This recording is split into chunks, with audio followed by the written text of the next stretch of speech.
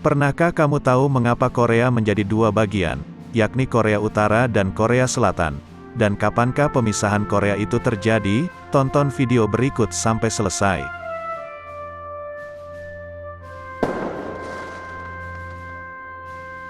Sejarah pemisahan Korea pada tahun 1945.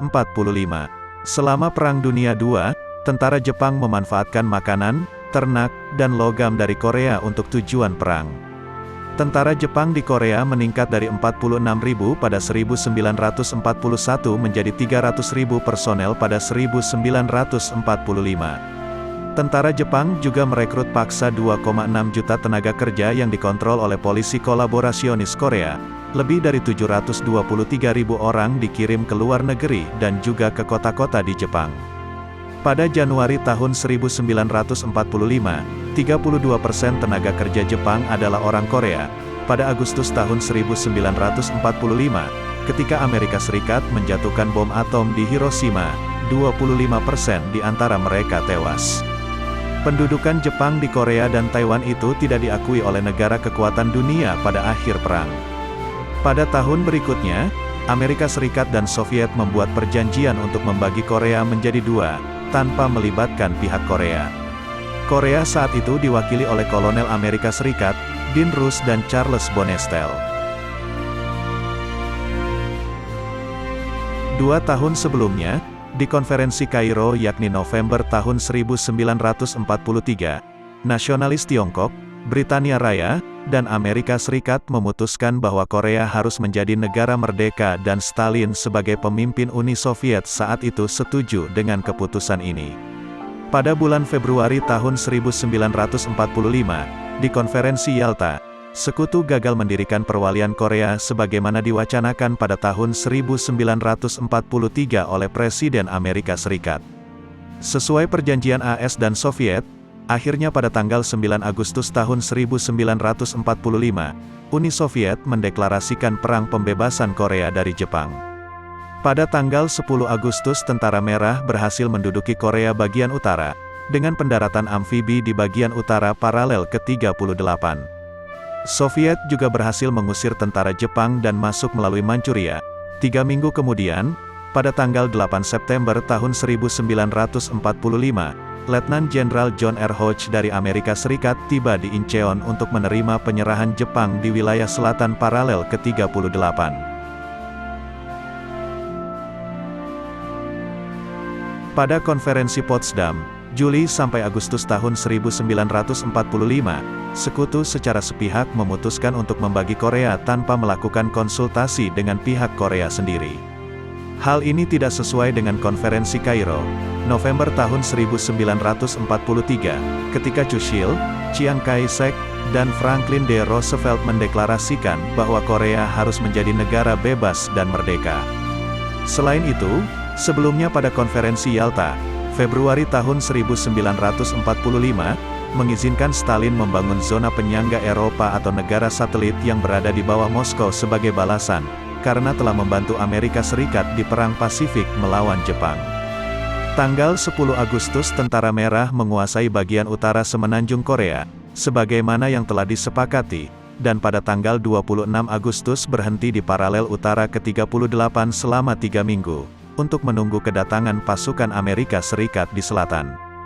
Dengan berkuasanya pemerintahan militer, Jenderal John R. Hodge secara langsung mengontrol Korea Selatan. Serikat ragu, Uni Soviet akan mengakui peran mereka dalam komisi bersama Perjanjian Pendudukan Korea yang disponsori Amerika Serikat. Sebulan sebelumnya, untuk memenuhi persyaratan politik militer Amerika Serikat, Kolonel Dean Rusk dan Charles Bonestel III membagi semenanjung Korea menjadi 2 bagian di garis lintang 38 derajat. Hal ini diputuskan terburu-buru, dengan pertimbangan bahwa daerah pendudukan AS di Korea harus setidaknya memiliki 2 pelabuhan.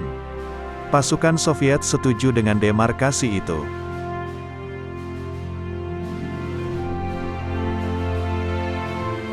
Dengan berkuasanya pemerintahan militer, Jenderal John R. Hodge secara langsung mengontrol Korea Selatan.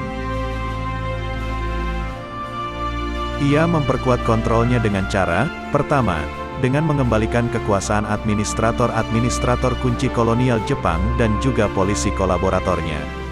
Kedua, menolak pengakuan USAMGIK terhadap Republik Rakyat Korea atau pemerintahan sementara Korea yang mulai berkuasa di semenanjung Korea, karena dianggap sebagai komunis. Kebijakan AS, yang menolak pemerintahan populer di Korea, menimbulkan gejolak dalam masyarakat, dan mengakibatkan munculnya Perang Saudara Korea. Pada tanggal 3 September tahun 1945, Letnan Jenderal Yoshio Kozuki, Komandan Tentara Wilayah ke-17 Jepang, menghubungi Hojo, mengatakan bahwa tentara Soviet mulai bergerak ke arah selatan lintang 38 derajat di Kaesong. Hojo mempercayai keakuratan informasi itu.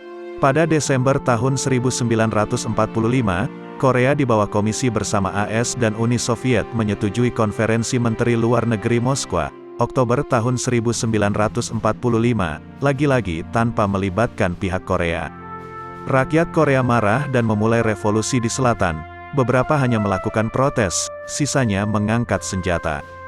Penindasan kedaulatan ini mengakibatkan 8.000 pekerja kereta api berunjuk rasa pada tanggal 23 September tahun 1946 di Pusan, yang kemudian menyebar ke seluruh wilayah Korea yang dikuasai AS.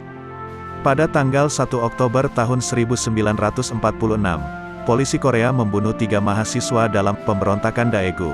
Rakyat menyerang balik dan membunuh 38 polisi. Demikian pula pada tanggal 3 Oktober sekitar 10.000 orang menyerang kantor polisi Yongcheon, membunuh 3 anggota polisi dan melukai 40 orang lainnya. Di tempat lain, massa membunuh 20 tuan tanah dan pejabat Korea Selatan yang pro-Jepang. Kelompok sayap kanan Representative Democratic Council, yang dipimpin oleh nasionalis Syngman Rhee, menentang perwalian Soviet Amerika di Korea. Rakyat Korea menolak dipimpin pemerintahan asing lainnya, termasuk AS dan Soviet. Untuk mendapatkan keuntungan dari memanasnya suhu perpolitikan, AS keluar dari persetujuan Moskwa dan membentuk pemerintahan sipil anti-komunis di Korea Selatan. AS juga melakukan pemilu yang kemudian ditentang, dan diboikot oleh Uni Soviet untuk memaksa AS mematuhi persetujuan Moskwa.